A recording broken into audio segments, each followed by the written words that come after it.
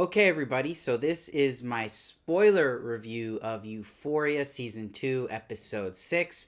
As always, directed and written by Sam Levinson.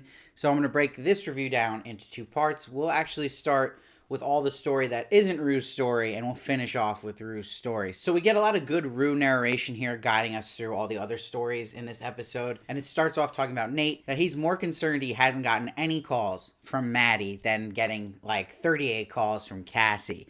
Now, what I love they're doing with Maddie in this episode is I like when she has the tape in her hand, she's laying on her bed, that it's this overhead shot they use a lot with Maddie, but here it really works because it's showing you she's in the power position at this point in the episode, but by the end of the episode, after she has this awful encounter with Nate, she's in that same overhead shot, but she's crawling in this ball crying, and it's just showing you how still this character of Nate affects everybody in really bad ways. What's important too is that when Maddie is talking on the phone with Kat about hypothetically and then almost sounding very serious about actually plotting to murder Cassie, this seems like a misdirect to me, that it's making the audience think that Maddie would actually do something like this, which we definitely thought before the episode, but that it's setting up later on she's going to have this conversation with the person she babysits for, played by Minka Kelly, Samantha, because you're like, if they casted Minka Kelly, you're wondering, okay, why is she in such a small role? Well, now we see she's in this important role of Samantha because she has this big scene with Maddie, and that I think it's a misdirect about Maddie's character, and that it's showing us that Maddie might look at Cassie a little differently after this conversation with Samantha, because Samantha's someone she likes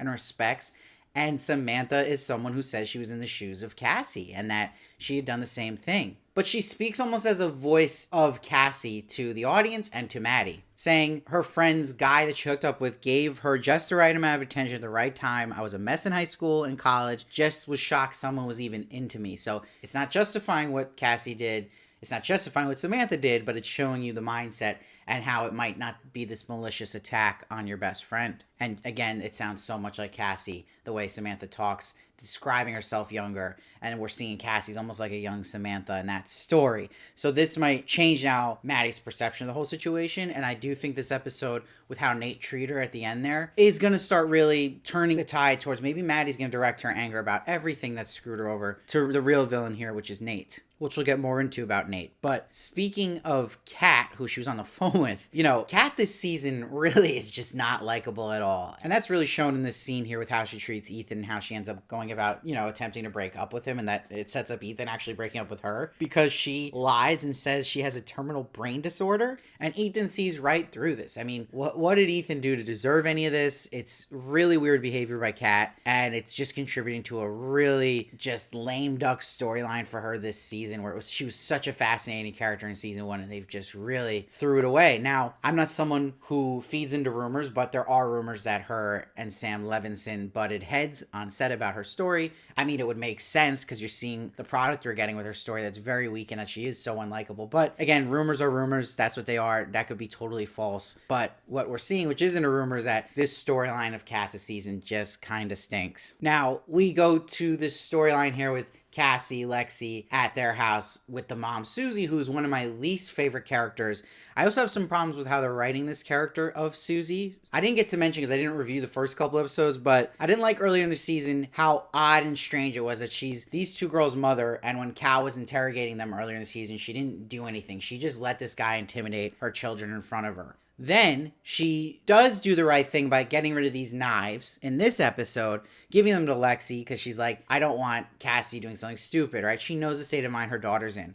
But this same woman ends up putting her daughter down in this episode, and the bizarre line to me was her saying that Rue has it rough. And it's strange because, is this the stuff you want to be saying to your daughter right now in the state of mind she is? Yeah, she's giving her the hard truth, Cassie, about what she did. But again, not the right time. You should be more concerned about your daughter's well-being at this moment, that she is suicidal and you're treating it so casually. But the writing's weird because a second ago she's removing knives from the kitchen, so she's not treating it casually. So I don't know. I just... Whether it's a writing issue or not, I don't like this character, and I would like a little more explanation of why she does what she does. But what I did like from these scenes is Sydney Sweeney, again, just showing her range. She's an incredible actress. I've been covering shows she's in since Handmaid's Tale, Sharp Objects. She's amazing in everything, and I'm happy she's finally getting her big recognition, and she just, again, kills it here in this scene with her crying and screaming.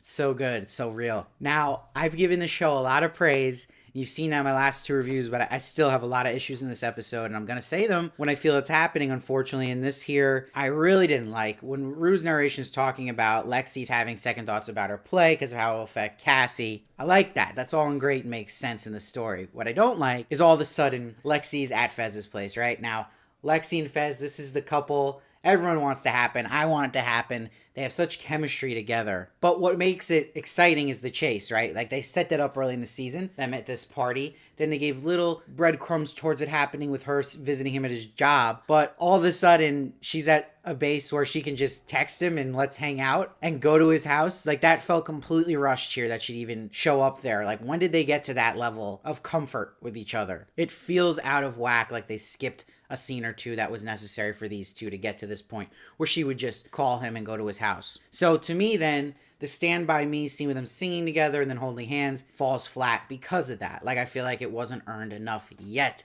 They had such a good pace with that, and that they dropped the ball because they just kind of rushed it here. That, okay, now she's on terms with Fez to just go to his house, a guy who's completely opposite of her and how they live their lifestyle. That had to be something they showed how it got there for her to comfortably trust him and vice versa, and that happened. But what this scene is doing is, story-wise, clearly it's setting up Fez to have this nice, joyful moment where it's going to happen right before something awful with the cops is going to happen with Fez and Ashtray now, because their partner basically is throwing the shade towards them about the murder of Mouse. So he's saying that he didn't get down the cops' mind, but clearly he's lying, and the cops probably were accusing him, and then he was like, oh, it's these other people. So this is information that Cherry knows. I don't know what she's gonna do. We see her go in the bathroom. Is she just gonna try to run out of there or what? Or warn Fez? Who knows? But it's not looking good for Fez at this point. But then we see, like a lot of bad parenting in the show, this really happens with Nate's mom here, where, yes, it's good she is honest with Nate about, like, the choking and that, you know, he shouldn't do stuff like that and that she really believes he did that. But what's not helpful to the situation is her saying things like, what went wrong with you at such a young age? Like, I thought you got hit in the head. That was just brutal. And even for someone like Nate, you feel bad. Like, it's just wrong. But what I did take from the scene, too, is that she mentioned she likes Cassie the best out of all Nate's, you know, flings, and I think it's subconsciously, whether Nate realizes it or not, will set up by the end of this episode why Nate chooses to stick around with Cassie. There's some influence there. But my favorite moment of this episode is from Rue's narration, when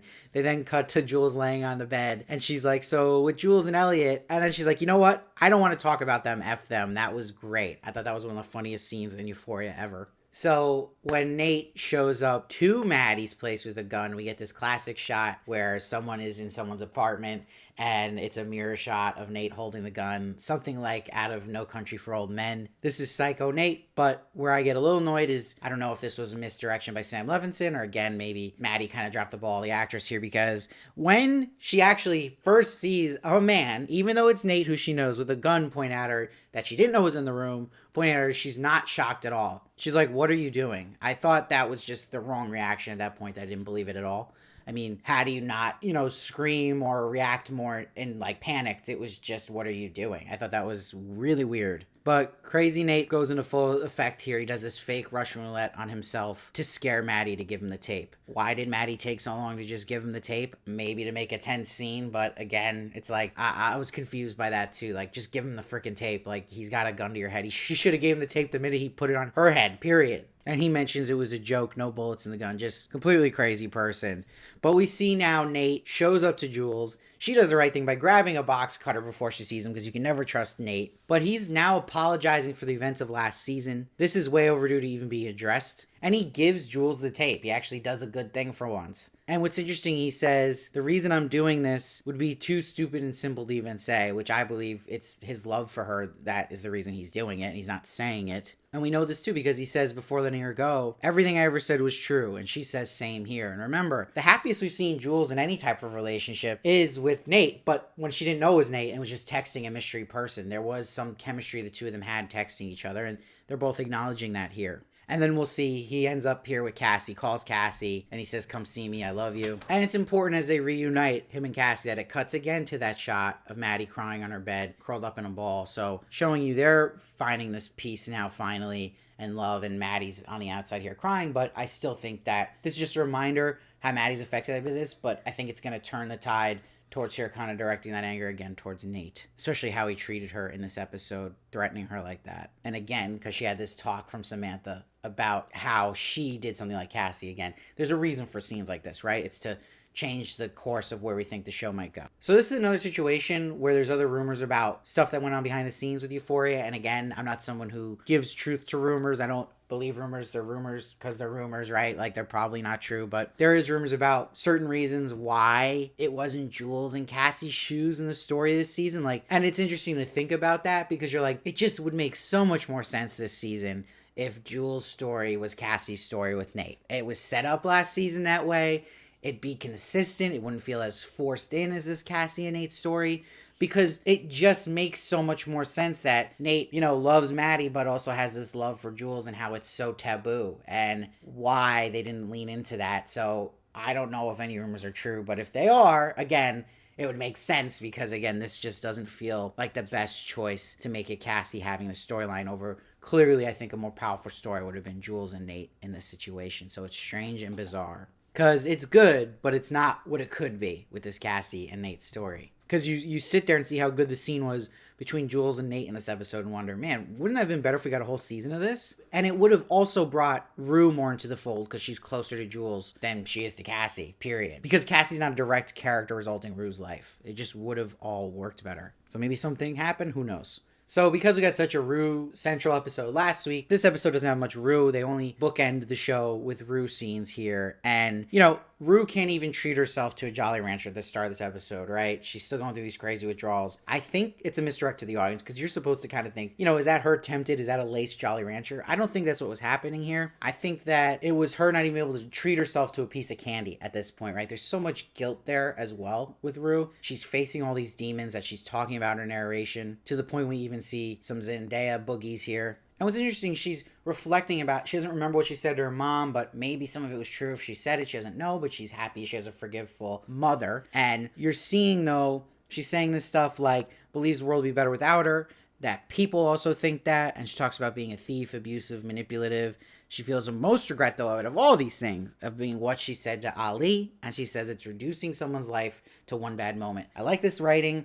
I think this speaks to a lot that's happening in the world today, that we do that, and she says everybody does it, right? Cops, everyone. That we reduce just one bad thing someone's done to their whole life story. So I like that they kind of address that, and it works really well with Ali's story. And you know what? She's not even realizing she's doing a huge step in a recovery process where she decides to call Ali and apologize. And that's why I think the Jolly Rancher was that moment, because once she apologizes to Ali, she's shocked he forgives her. She actually has a moment of self-love by eating the Jolly Rancher finally, right when that happens. Something she struggles with. And I love, again, I don't want to beat a dead horse, but Zendaya's great raw performance here. Just spectacular, again, in this episode. And you see Ali comes, great actor Coleman Domingo, always a treat, but he lightens the mood by making these diarrhea withdrawal jokes, and he's having them make dinner. But what I like is they had Ali's character addressing what happens to Gia here, right? That she's suffering just as much as Rue. And he believes it's better for her to let her anger out she feels towards Rue. It's more healthier, than suppress that. And we'll see that's really paid off in the end of the episode, because in the dinner sequence, Rue says at dinner she wants to get clean, right? But what Ali is doing here with Gia and the mom is he's encouraging honest, open talk here. That it's healthier to put it out on the table than just say, oh, she needs our support. No, air out the dirty laundry. And a great line Ali says is, the hope is what Rue has to find, not people who support her. So if you know anything about staying sober, or someone how to stay sober in your life, it's not about the people around them, what they do. It has to be the person who wants to get clean. It has to be the person who finds the hope in themselves, period. And this is what he's alluding to. Again, really accurate writing. And Ali has the best line to the mom here. He's like, let Rue be Rue, but shower that little one with love. She has been waiting on it. Really good stuff. Makes it Ali so much more likable than he already is. And it's just gonna, you see this chemistry between him and the mom too. I feel like they're obviously gonna end up together. Now, I like this moment where Gia goes into the bed with Rue. And Rue's like, I feel like I don't know anything about your life anymore. And Gia's like, I'll tell you when you get back. So it's a nice, hopeful moment, right? And we get to see them actually connect as humans for once. But the poor mother gets this call that she can't have Rue go into the rehab the way she had planned. It's just, they're not taking her that way. But to end the episode on this, I don't know if it was just me, but this felt extremely anticlimactic. Like it ended on a whimper. And it now is feeding into my head that fear I've had about the show. Now that we're at the end of episode 6, only 2 episodes left, like, does Sam Levinson know where this is all going? Where are we going? You know, is this show just a giant circle? You know, is it going to be Rue relapses and she gets sober, then she relapses, gets sober?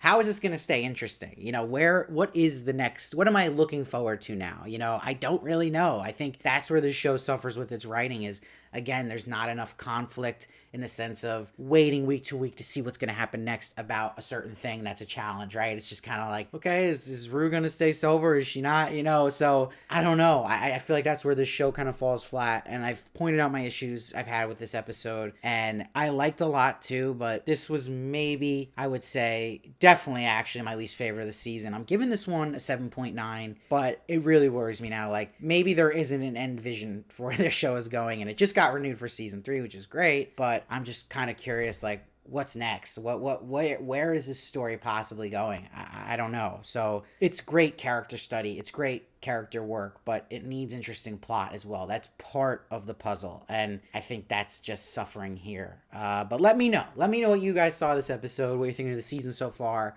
I read every comment. I try to respond as many as I can.